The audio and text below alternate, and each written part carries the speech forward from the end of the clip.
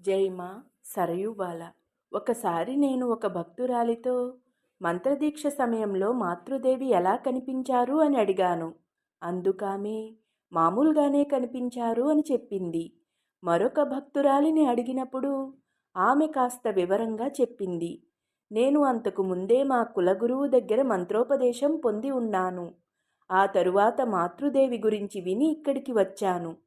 మాతృదేవి ముందుగా మా కులగురువు ఇచ్చిన మంత్రాన్ని జపించమన్నారు. ఆ తరువాత ఆమె ఇచ్చిన మంత్రాన్ని జపించమన్నారు.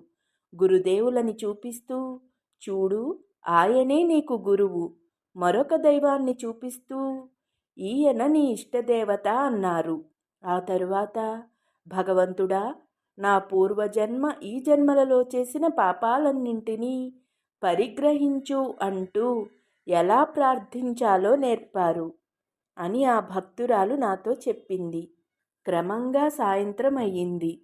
మాతృదేవి రాధు మాకులతో జపం చెయ్యమని చెప్పారు. వారు ఆలస్యం చెయ్యడంతో మాతృదేవి వారితో, సాయంకాలం కూర్చుని జపం చెయ్యకుండా ఏదో చేసుకుంటున్నారే అనగానే వారు వచ్చి జపానికి కూర్చున్నారు. గోలాప్మ, యోగీన్మాలు మొదలైన వారు కూడా వచ్చి కూర్చున్నారు. ఆ తరువాత సంధ్య ఆరాత్రికం కోసం ఏర్పాట్లు జరిగాయి. మాతృదేవి జపం ముగించి లేచారు.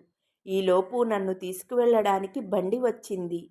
నేను మాతృదేవి వద్ద సెలవు తీసుకుంటూ, అమ్మా, ఈరోజు నేను సమర్పించిన చీరను ఇంకా ధరించలేదు అని అడిగాను. అదే కదా, చూడమ్మా, ఎవ్వరూ గుర్తు చెయ్యలేదు అన్నారు మాతృదేవి. బడిలో పని ఒత్తిడి వల్ల చాలా కాలం మాతృదేవిని చూడలేకపోయాను. ఈరోజు వెళ్ళినప్పుడు మాతృదేవి నన్ను చూసి ఎంతో ఆనందించారు. ఆ తరువాత రోజువారీ పనుల గురించి మాతృదేవి ఇలా అన్నారు. సదా పనిచేస్తూ ఉండాలి. పని చేయడం వలన శరీరము, మనస్సు ఆరోగ్యంగా ఉంటాయి. నేను ఆ రోజుల్లో జైరాంబాటిలో ఉండగా రేయింబవళ్ళు పనిచేసేదాన్ని. ఎక్కడికి ఎవరింటికి వెళ్ళేదాన్ని కాదు. అలా వెళితే, ఓ, పిచ్చివాడి భార్య వచ్చేసింది అనేవారు. ఒకసారి నేను తీవ్ర వ్యాధితో బాధపడ్డాను. ఎంతకీ వ్యాధి నయం కాలేదు. చివరకు నన్ను సింహవాహినీదేవి సమక్షంలో ప్రాయోపవేశ వ్రతం చెయ్యమని మా అమ్మ చెప్పారు. ఆ వ్రతం ఆచరించాకే నా వ్యాధి నయమయ్యింది. సింహవాహిని గొప్ప జాగృద్దేవత. అక్కడి మట్టిని నేను ఒక పాత్రలో ఉంచి రోజూ నేను తీసుకుని రాధుకి కూడా ఇస్తాను అన్నారు. మాతృదేవి ఉద్బోధన్ ఇంటి దగ్గర మైదాన ప్రాంతంలో నివసించే ఒక వ్యక్తికి ఉంపుడు గత్తె ఉంది. ఆమె, అతడి భార్య కలిసే ఉంటున్నారు. ఒకసారి ఆ ఉంపుడు గత్తెకి జబ్బు చేసింది. ఎంత శ్రద్ధతో ఆమెకు అతను సేవ చేశాడు. అలాంటి సేవని నేనెప్పుడూ చూడలేదు అంటూ మాతృదేవి ఎంతో మెచ్చుకున్నారు. అదే మనమైతే ఉంపుడుగత్తె అనే ఆలోచన మన ముఖంలో నిరసన భావాన్ని వ్యక్తం చేస్తుంది. దానిలో సందేహమే లేదు. కానీ చెడు అనే ఆచ్ఛాదన మరుగున ఉన్న మంచిని మనం గుర్తించలేకపోతున్నాం. ఒక పేద స్త్రీ జబ్బుపడిన తన బిడ్డను తీసుకువచ్చి ఆశీర్వదించమని మాతృదేవిని కోరింది. ఆ శిశువు పట్ల మాతృదేవి ఎంతో ఆప్యాయత చూపారు. త్వరలో నయమవుతుంది అంటూ ఆశీర్వదించారు. కొన్ని పళ్ళు గురుదేవులకి నివేదన చేశాక వాటిని ఆ స్త్రీకి ఇచ్చి ఆ బిడ్డకి పెట్టమని చెప్పారు. ఆ పేదరాలు ఎంతో ఆనందించింది. మాతృదేవికి పదే పదే ప్రణామాలు చేసింది. ఫిబ్రవరి 1912. నేను మాతృదేవి గదిలోకి వెళ్ళి కూర్చోగానే గోలాప్మా వచ్చి నాతో ఇలా అన్నారు.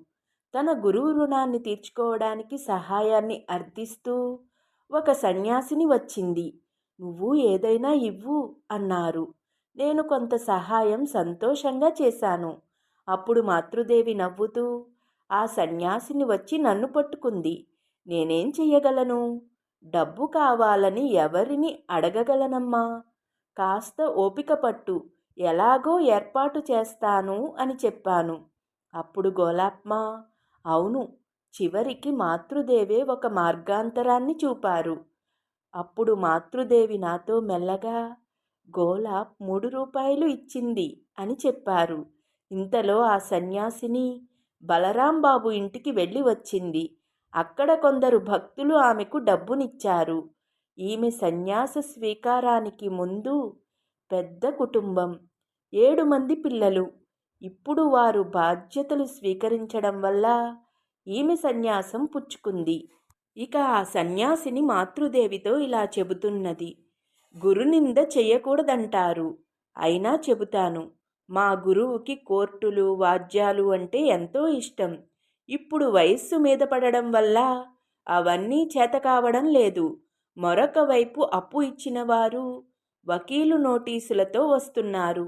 ఇది ఆయన్ని ఎంతో కృంగదీస్తోంది. నేనేం చెయ్యను?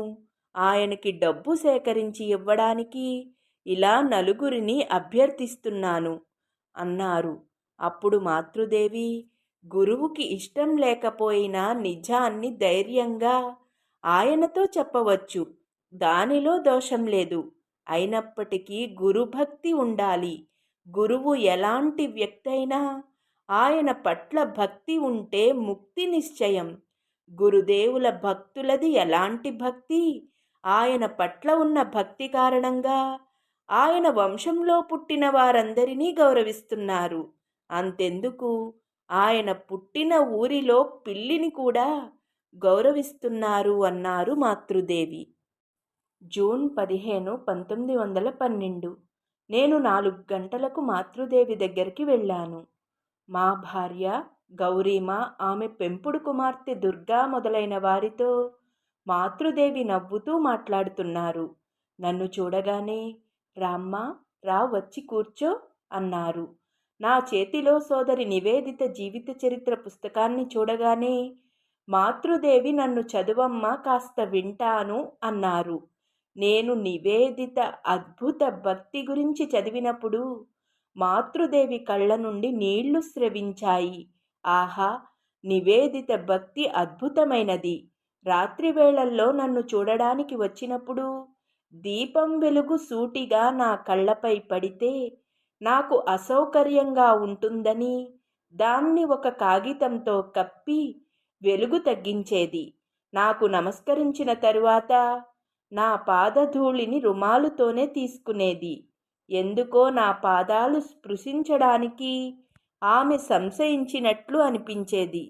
చిన్న వయస్సులోనే నివేదిత మరణించడం మన దేశం చేసుకున్న దురదృష్టం అని దుర్గా అన్నది.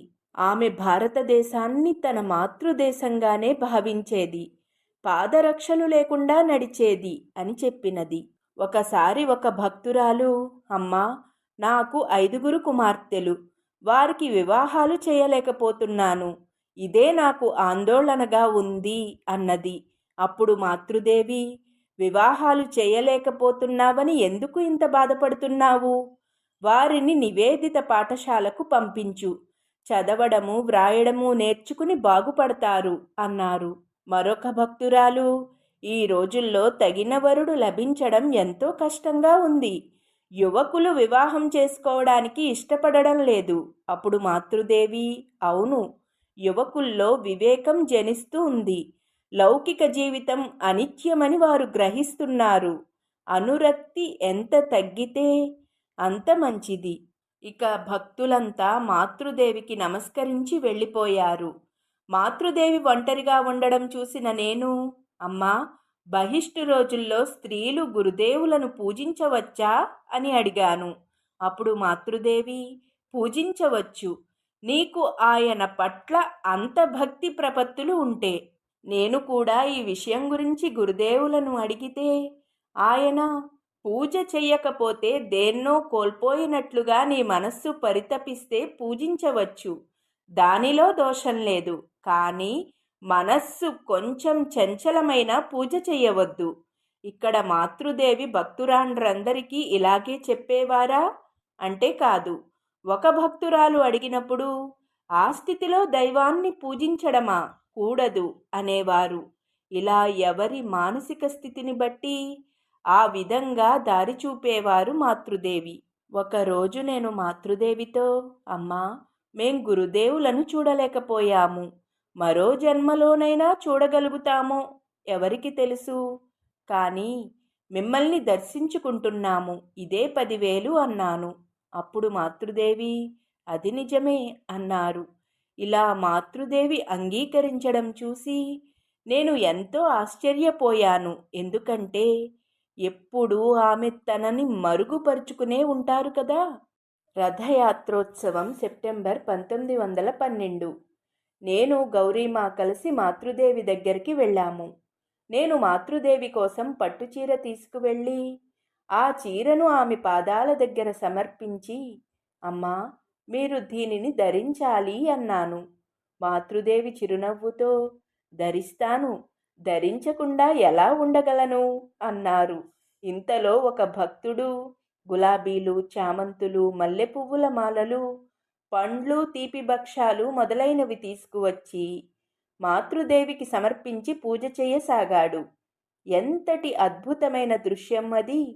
మాతృదేవి శిలా ప్రతిమలా కూర్చున్నారు. మెడలో భక్తుడు తెచ్చిన పూమాల, పాదాల వద్ద గులాబీలు. పూజ పూర్తి కాగానే ఆ భక్తుడు పండ్లు, తీపి పదార్థాలు ఒక్కొక్కటి ఇచ్చి మాతృదేవిని వాటిని ప్రసాదంగా చేసి ఇమ్మన్నాడు. అది విని గౌరీమా, అమ్మా, మీరు మంచి భక్తుని పాలపడ్డారు, రుచి చూసే తీరాలి అన్నారు. మాతృదేవి నవ్వుతూ కొంచెం పుచ్చుకుని ఆ భక్తునికి ఇచ్చారు. ఆ భక్తుడు ఒక్కొక్కటి తన తలపై ఉంచుకుని ఆనంద పారవస్యంలో మాతృదేవికి నమస్కరించి సెలవు పుచ్చుకున్నాడు. మాతృదేవి తమ మెడలోని మాలను గౌరీమా మెడలో వేశారు. మాతృదేవి పాదాలకు సమర్పించిన పువ్వులను భక్తులు తీసుకుని వెళ్ళారు. గౌరీమా గురించి మాతృదేవి ఇలా చెప్పారు. ఆమె ఆశ్రమంలోని స్త్రీలు ఎంత సేవ చేస్తున్నారు. రోగుల మలమూత్రాలను సైతం వారు తమ చేతులతో తీసి శుభ్రం చేస్తున్నారు. గౌరీ సంసార జీవితంలో ఉంటే ఇటువంటి పనులు చేయలేదు కదా. గౌరీమాకి ఇదే చివరి జన్మ అని అన్నారు. భూదేవ్ రథం తయారు చేసి గురుదేవుల చిత్రపటాన్ని దానిలో ఉంచాడు. ఇక మాతృదేవి గురుదేవులను చూస్తూ ఎంతో ఆనందించారు. భూదేవ్ తదితరులు రథాన్ని క్రిందకి లాక్కుని వెళ్ళి గంగా తీరం వరకు వెళ్ళి సాయంత్రానికి తిరిగి వచ్చారు. తరువాత భక్తులు, రాదు, మాకు, నేను కూడా రథాన్ని లాగాను. అప్పుడు మాతృదేవి, అందరూ పూరికి వెళ్ళలేరు. ఎవరు ఇక్కడ రథంలో గురుదేవులను దర్శించుకున్నారో వారికి సద్గతి లభిస్తుంది అన్నారు. సెప్టెంబర్ 18, 1912. ఒకసారి రాధాష్టమి రోజు నేను మాతృదేవి దగ్గరికి వెళ్ళాను. అప్పుడు మాతృదేవి స్నానానికై గంగా నదికి వెళ్తున్నారు. నన్ను చూడగానే మాతృదేవి, రామ్మా, కూర్చో, స్నానం చేసి వస్తాను అన్నారు. నేను మీతో వస్తానన్నాను. సరే అన్నారు. కానీ చినుకులు పడుతూ ఉండడంతో గోలాప్మ నన్ను వద్దన్నారు. నిజానికి గంగా దర్శనం కంటే నేను మాతృదేవి పావన సాంగత్యాన్నే కోరుకున్నాను. గోలాప్మ, ఆమె రాకపోతే ఏమీ నష్టపోదు. మీ పవిత్ర పాదాలు సోకితే చాలు, సమస్తం లభిస్తుంది అన్నారు. నేను కూడా తల ఊపాను. కానీ మాతృదేవి, అలా అనకు, గంగామాత గంగామాతయే కదా అన్నారు. మాతృదేవి ఎప్పుడూ తమ దివ్యత్వాన్ని వెల్లడించేవారు కాదు. ఒక సామాన్యమైన స్త్రీలానే ప్రవర్తించేవారు. ఇక మాతృదేవి గంగలో స్నానం చేసి వచ్చాను అని వచ్చి కూర్చున్నారు. నేను తమ పాదపద్మాలను అర్చించాలనుకుంటున్నానని మాతృదేవి గ్రహించారు. నేను వెళ్ళి పువ్వులతోనూ గంధంతోనూ మాతృదేవి పాదాల దగ్గర కూర్చుని పూజించాను. మాతృదేవి మేము భోజనం చేస్తున్న సమయంలో విస్తరాకును చూడగానే నాకు నాగమహాశయ్ గుర్తుకు వచ్చారు. ఆ విషయాన్ని మాతృదేవితో చెప్పాను. అప్పుడు మాతృదేవి, నాగమహాశయ భక్తి అద్భుతమైనది. ప్రసాదం అంటుకుందనే కారణంగా ఎండు విస్తరాకుని కూడా తినివేసేవాడు. భక్తి తీవ్రత అది. ఆయన కళ్ళు ప్రేమరసభరితాలు. అటువంటి భక్తిని నేను మరెవ్వరిలోనూ చూడలేదు.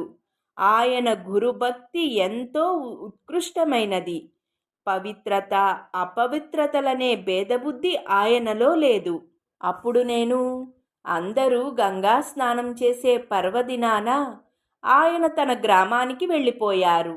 కానీ ఆ పుణ్య ముహూర్తంలో ఆయన ఇంటి ముంగిట గంగ నీటిధారలా పైకి ఎగజిమ్మి వచ్చిందట అన్నాను.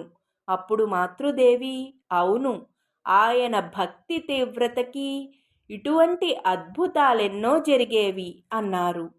ఒకసారి ఒక భక్తురాలు మాతృదేవికి తలదువ్వుతూ 2 నెరిసిన వెంట్రుకలు తీసి తన చెంగులో కట్టుకుంది. అప్పుడు మాతృదేవి సిగ్గుపడుతూ సంకోచిస్తూ, ఎందుకిలా చేస్తున్నావు? ఇంతకు ముందు తల వెంట్రుకలెన్నో పారేశాను అన్నారు. ఒక వృద్ధురాలైన భక్తురాలు ఇలా చెబుతున్నది, గురుదేవులు మాకు ఎన్నో విషయాలు చెప్పారు. వాటిని మేం పాటించగలమా? పాటించి ఉంటే ఎంత కష్టపడేవారమా? కుటుంబం కుటుంబం, పని ఆ పని అంటూ పాకులాడుతూ చస్తున్నామమ్మా అంది. అప్పుడు మాతృదేవి, పని చెయ్యకుండా మరేం చెయ్యాలి? పని చేస్తున్న కొద్దీ బంధాలు తొలగిపోతాయి. ఆ తరువాత అనాసక్తి కలుగుతుంది. ఒక్క క్షణం కూడా పనిచేయకుండా ఉండడం మంచిది కాదు అన్నారు. ఇక భోజనం తరువాత మాతృదేవి విశ్రాంతి తీసుకుంటున్నారు. అప్పుడు ఒక వృద్ధ వితంతువు మాతృదేవి పక్కన కూర్చుని తన కష్టసుఖాలు చెప్పుకుంటోంది. నేను ఆమెను, మీరు గురుదేవులను చూశారా అని అడిగాను. అప్పుడా వితంతువు, చూశానమ్మా, ఆయన మా ఇంటికి వచ్చేవారు. మాతృదేవి అప్పుడు యువతి. నేను గురుదేవుల గురించి ఏమన్నా చెప్పండి అన్నాను. అప్పుడామె, నేను చెప్పడమా, మాతృదేవినే అడుగు అన్నారు. కొంతసేపటి తరువాత మాతృదేవి, పరితప్త హృదయంతో ప్రార్థిస్తే ప్రతి వ్యక్తి ఆయన్ని దర్శించగలరు. తేజ్ చంద్ర గురుదేవుల భక్తుడు. ఒకసారి ఎవరో అతని దగ్గర ఉంచిన 200 రూపాయలు ట్రామ్లో అతడు పోగొట్టుకున్నాడు. అతడు గంగా తీరానికి వెళ్ళి వ్యాకులతతో కన్నీరు మున్నీరై గురుదేవులను ప్రార్థించాడు. అప్పుడు గురుదేవులు అతడి ముందు ప్రత్యక్షమై, ఎందుకు విలపిస్తావు? ఇదే గంగా తీరంలో ఒక ఇటుకరాయి కింద ఆ డబ్బు ఉంది, వెళ్ళి చూడు అని చెప్పారు. పరిగెత్తుకుంటూ పోయి ఇటుకరాయిని పైకెత్తి చూస్తే నిజంగా ఒక నోట్ల కట్ట ఉంది. అతడు వచ్చి శరత్తో జరిగింది యావత్తూ వివరంగా చెప్పాడు. అందుకు శరత్, ఆయన్ను ఇప్పటికీ మీరు దర్శించుకుంటున్నారు, మాకు ఆ భాగ్యం లేదు అని అన్నాడు. కానీ గురుదేవుల శిష్యులు చూడవలసింది ఇక ఏముంది కనుక చూడవలసిందంతా చూసి వినవలసినదంతా విని తరించారు. గురుదేవులను చూడని వారే తీవ్ర మనోవ్యధకు లోనవుతున్నారు. ఒకసారి దక్షిణేశ్వరంలో రాఖాల్ బాగా ఆకలిగా ఉందని గురుదేవులతో చెప్పాడు. వెంటనే గురుదేవులు గంగా తీరానికి వెళ్ళి, ఓ గౌరీ, పరుగునరా, నా రాఖాల్కి ఆకలిగా ఉందట అన్నారు. కొంతసేపటికి పడవలో నుండి బలరాంబాబు, గౌరీ మరికొందరు దిగారు. వారు రసగుల్లాలు తీసుకువచ్చారు. అప్పుడు గురుదేవులు ఎంతో సంతోషంతో, రాఖాల్ రా, ఇవిగో రసగుల్లాలు, ఆకలిగా ఉందన్నావు కదా, తిను అన్నారు. రాఖాల్కి కోపం వచ్చి, నా ఆకలి గురించి ఎందుకు చాటింపు వేస్తున్నారు అన్నాడు. గురుదేవులు, ఇందులో తప్పేముంది నాయనా, నీకు ఆకలిగా ఉంది, దాని గురించి చెప్పడంలో తప్పేముంది అన్నారు. గురుదేవుల నైజం చిన్నపిల్లల వంటిది కదా అన్నారు మాతృదేవి. బలరాంబాబు తల్లి అనారోగ్యంతో బాధపడుతున్నారని తెలిసిన మాతృదేవి ఆమెను చూడడానికి వెళుతూ, నాతో, నేను వెళ్ళి తొందరగా తిరిగి వచ్చేస్తాను అని మాతృదేవి నాకు ప్రసాదాన్ని ఇచ్చారు. అప్పుడు నేను, తరువాత తింటానమ్మా అన్నాను. అందుకు మాతృదేవి, సరే, తరువాత తిను. నళిని, తరువాత ఈమెకి ప్రసాదం ఇవ్వు అని చెప్పి గోలాప్మాతో కలిసి వెళ్ళారు. మాతృదేవి తిరిగి వచ్చి, ఇదిగో నీకోసమే తిరిగి వచ్చేశాను, ఏమైనా తిన్నావా అని అడిగారు. నేను లేదమ్మా అన్నాను. అప్పుడు మాతృదేవి, నళిని, ఈమెకి ప్రసాదం ఇవ్వలేదా అని అడిగారు. నళిని, మర్చిపోయాను, ఇప్పుడే తీసుకువస్తాను అంది. మాతృదేవి అప్పుడు, నేనే ఇస్తానులే. ఏమ్మా, నువ్వు అడిగి తీసుకోవాలి కదా, ఇది నీ ఇల్లు కాదా అన్నారు. అప్పుడు నేను ఆకలిగా లేదని ఊరుకున్నాను. ఆకలిగా ఉంటే అడిగి తీసుకునేదానినమ్మా అన్నాను. మాతృదేవి నాకు ప్రసాదాన్ని ఇచ్చారు. సంతోషంగా ప్రసాదాన్ని తిన్నాను. మాతృదేవికి నమస్కరించి సెలవు తీసుకుంటున్నాను. అప్పుడు మాతృదేవి దుర్గా దుర్గా అంటూ మేడమెట్ల దాకా వచ్చి నన్ను సాగనంపారు. అక్టోబర్ 1912. దుర్గా పూజ సెలవుల్లో ఒకరోజు మాతృదేవి దర్శనార్థం వెళ్ళాను. కొన్నాళ్ల క్రితం మాతృదేవికి నేనొక చీరని తెచ్చి ఇచ్చాను. దానిని ఇప్పుడు ఆమె ధరించి ఉన్నారు. నన్ను చూడగానే, చూసావా, నువ్వు ఇచ్చిన చీరను పదే పదే ధరించడం వల్ల అది మాసిపోయింది అన్నారు. భక్తురాలిగా అర్హత లేని నా పట్ల ఆమె చూపిస్తున్న అవ్యాజ ప్రేమానురాగాలు నన్ను ఎంతో ముగ్ధురాలిని చేశాయి. ఏదో కారణంగా నళిని అలిగి కూర్చుంది. మాతృదేవి ఆమెకి చివాట్లు పెడుతూ, స్త్రీలకు ఇంత కోపం పనికిరాదు, సహనం ఉండాలి. బాల్యంలో తల్లిదండ్రులు, యవ్వనంలో భర్త రక్షణ స్త్రీలకు అవసరం అన్నారు మాతృదేవి.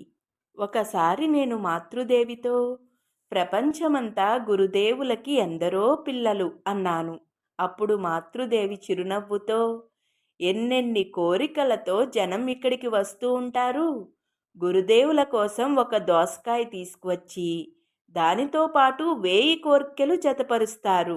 భగవంతుడా, ఇదిగో దీన్ని అర్పిస్తున్నాను, నా కోర్కెలన్నీ నెరవేరాలి అని ప్రార్థిస్తారు. మాతృదేవి కాస్త ఒత్తిగిల్లి పడుకున్నారు. నాకు కాస్త కునుకు పట్టింది. నేను లేచేసరికి మాతృదేవి నాకు విసురుతూ ఉన్నారు. కాసేపటికి మాతృదేవి కోసం కొందరు భక్తురాండ్లు వచ్చారు. వారిలో 2 కాషాయ వస్త్రాలు ధరించి ఉన్నారు. వారితో పాటు 2 పిల్లలు కూడా వచ్చారు. వారు ప్రణమిల్లాక మాతృదేవి కూడా వారికి నమస్కరించారు. వారిలో ఒక సన్యాసిని మాతృదేవితో, మిమ్మల్ని ఒక విషయం అడగాలనుకుంటున్నాను అన్నది. మాతృదేవి అడగండి అన్నారు. ఆ సన్యాసిని, సాకార పూజలో ఏదైనా సత్యం ఉందా? సాకారోపాసనలో ఏమీ లేదు. సూర్యుడిని, అగ్నిని పూజించండి అంటున్నారు మా గురువు. అప్పుడు మాతృదేవి, మీ గురువుగారు చెప్పిన తరువాత ఆ విషయం గురించి నన్ను అడగడం సమంజసం కాదు.